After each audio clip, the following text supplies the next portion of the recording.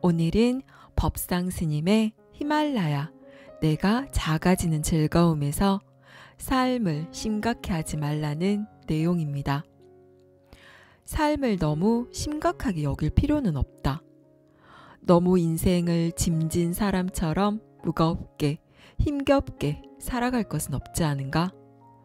너무 심각하고 무겁게 생각하는 사람 대부분은 무언가에 그만큼 유하게 빠져 있거나 집착하고 있거나 반드시 이렇게 되어야만 한다는 어떤 마음의 짐들을 너무 많이 짊어진 탓이기 쉽다. 그야말로 자기 스스로 마음의 짐을 만들어 짊어지고 있는 것이다. 그러니 삶이 얼마나 힘들고 무겁고 심각해지겠는가? 삶을 가볍게 받아들이라. 어떤 것에도 너무 과도한 중요도를 부여하지 말라. 어떤 한 가지 대상이나 일이 너무 중요해지면 곧장 경직되고 심각해지기 마련이다. 삶의 긴장을 풀고 모든 것들에서 유머와 해악을 찾으라. 마음의 무게감에 힘을 빼고 어떤 대상에도 가치나 값을 과도하게 매기지 말라. 사실 우리 삶에는 그리 심각할 만한 어떤 것도 없다. 세상 모든 것이 실체 없이 항상 하는 바 없이 그저 인연 따라 잠시 왔다가 인연이 닿으면 가는 것들일 뿐이지 않은가? 소유도 사랑도 명예도 권력도 가족도 심지어 우리의 생명까지도 잠시 왔다가 100년도 안 되는 잠깐 사이에 사라지는 것들일 뿐이다. 어떤 천상세계에서는 우리의 1600년이 그들의 하루에 불과하다고 하니 우리에게는 100년이라는 세월 동안 온갖 욕심을 채우고 삶에서 성공하려 쓰는 그 갑갑한 세월이 천상에서 본다면 그저 잠깐 사이에 찰나 정도밖에 안 되는 것이다. 부처님 경전에 보면 실제 이런 이야기가 나온다. 한 천상세계의 여인이 남편과 함께 꽃을 따는 작업을 오전 중에 하다가 잠시 사라졌다가 나타난 것이다. 한두 시간 사이라 남편은 별 생각 없이 어디를 좀 다녀왔느냐고 물었더니 바로 그 짧은 순간 동안 아내는 인간으로 환생하여 수십 년 동안 결혼하여 아이도 낳고 살다가 이렇게 죽어 다시 남편 곁으로 온 것이다. 그러니 우리 삶이 얼마나 무상한가?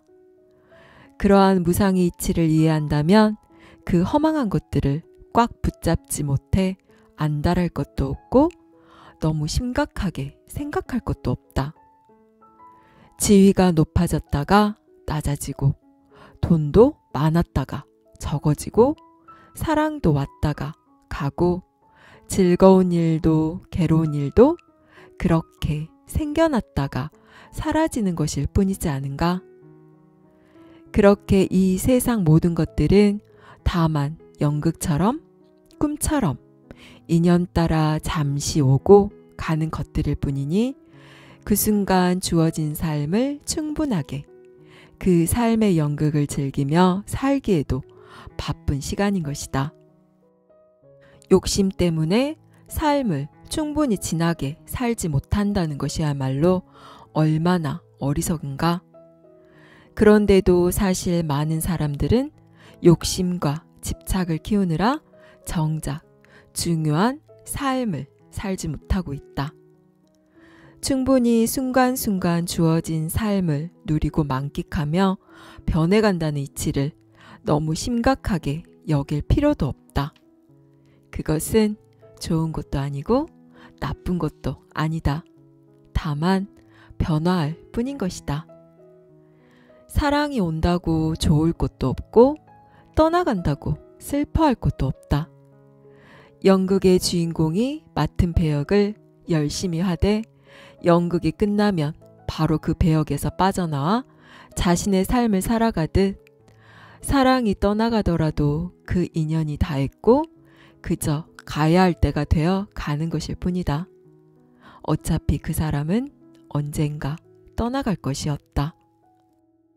될 수 있다면 이 세상을 유쾌하고 즐겁게 살라.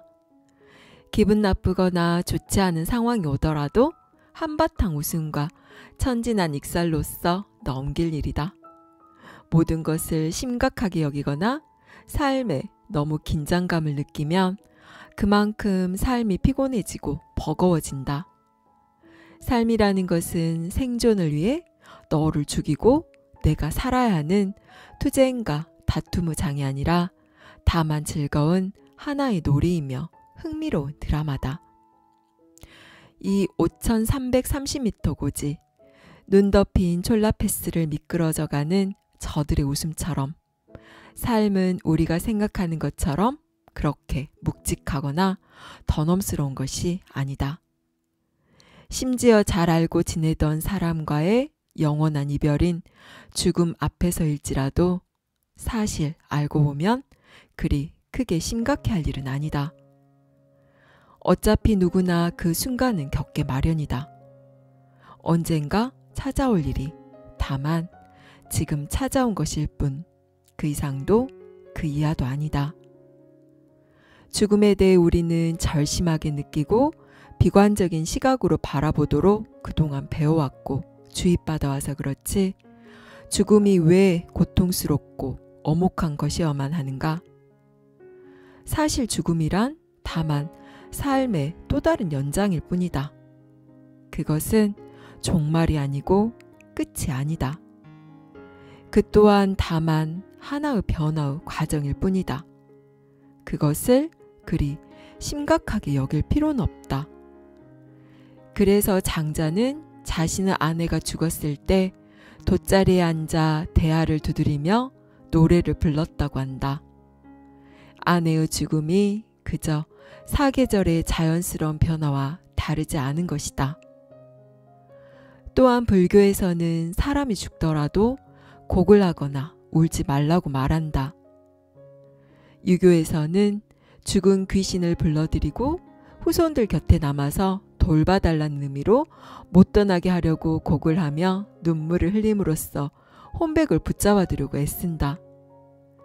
그러나 불교적 전통에서는 죽은 자는 더 이상 이 생에 미련 없이 잘 떠나도록 해주는 것이 영가를 위한 가장 지혜로운 배려여 마지막으로 할 수 있는 후손의 선물이라고 본다. 그래서 흔히 유교의 제사는 오십시오라고 하는 의식이라면 반대로 불교의 제는 가십시오라고 하는 의식이라고 한다. 가야 할 분은 자신의 길을 찾아 온전히 가도록 내버려 두어야 하는 것이다. 마땅히 변화할 때가 되면 변화하도록 놓아주어야 한다. 아니 사실은 우리는 매 순간 끊임없이 변화하고 있고 나고 죽기를 반복하고 있지 않은가? 그것이 우주적인 질서이고 그 자신의 온전한 삶의 길이다. 아마도 그가 살면서 아름답고도 선한 삶을 살았다면 그는 오래된 낡은 몸뚱이를 버리고 새로운 몸과 새로운 부모와의 새로운 인연으로 아름답게 거듭날 것이다. 그것은 어둡고 탁하며 두려운 느낌이 아니라 새롭고 찬란하며 축하해 주어야 할 무엇이다. 물론 티베트 사자에서에서 말하듯 조금 더 깨어있는 삶과 지혜를 닦은 사람이라면 죽는 순간이 가장 깨달음을 얻기 좋은 때임을 놓치지 않고 새로운 차원의 저 빛과 숨 너머의 세계로 나아갈 수도 있을 것이다. 이 정도가 된다면 삶의 그 어떤 문제가 심각해질 수 있겠는가?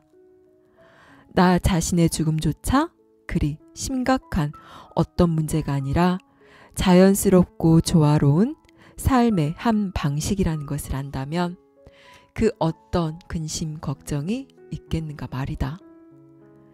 이만한 지혜 속에서는 살아가면서 느끼는 그 어떤 고민도 근심도 걱정도 한바탕 웃음과 해악으로서 흥겹게 받아들이며 넘어갈 수가 있을 것이다. 이 촐라패스를 즐겁고 유쾌하게 넘어가는 저들의 천진한 미소처럼 말이다. 여기까지 법상 스님의 히말라야, 내가 작아지는 즐거움이었습니다. 삶이 너무 심각하게 느껴지시나요? 미래에 대한 불안과 두려움에 현실이 무겁게 느껴지시나요? 만일 그렇다면 당신은 지금 당신이 맡은 배역에 너무나 몰입해 있기 때문입니다. 내가 속한 이 현실에서 한 발 떨어져 나와서 나를 내가 아닌 제3자로 한번 봐보세요. 그러면 내가 세상을 바라보고 느끼던 관점이 확 바뀌는 걸 느끼게 되실 겁니다. 그렇게 중요하고 심각하게 느껴지던 일도 그저 일어날 수 있는 일들로 여겨지고, 절망스럽고 힘든 상황도 삶이라는 여행 중에 일어날 수 있는 에피소드로 여겨질 수 있습니다. 현실이라는 무대에서 빠져나와 나라는 캐릭터를 나와 동일시하지 않고 객석에서의 관객의 눈으로 바라보면 우리의 삶은 유머와 감동으로 가득한 한 편의 영화일 수 있습니다. 삶 속에서 살되 이 모든 것들을 내 안의 평온한 마음자리에서 즐길 수 있게 되는 것입니다. 삶 속에서 딱 한 발짝만 나와 보세요. 내가 나라고 생각하는 모든 것들에서 살짝만 떨어져서 나를 바라봐 보세요. 내가 그렇게 중요하다고 생각했던 모든 것들이 그렇게까지 대단한 것이 아니었음을 알게 되실 겁니다. 내 안의 깊은 평온한 마음자리에서 이 모든 것을 보고 즐기는 평화로운 하루 보내세요. 감사합니다. 사랑합니다.